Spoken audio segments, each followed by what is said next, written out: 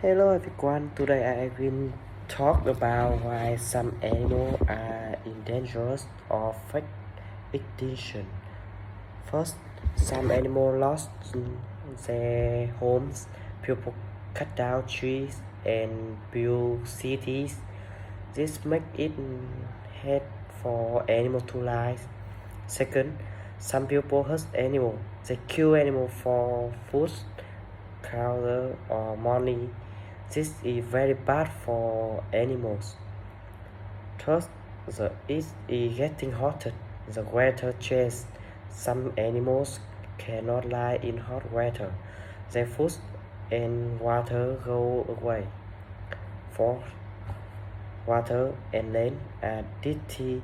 People so change into rivers or forests.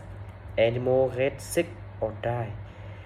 We must help people. We can plant trees.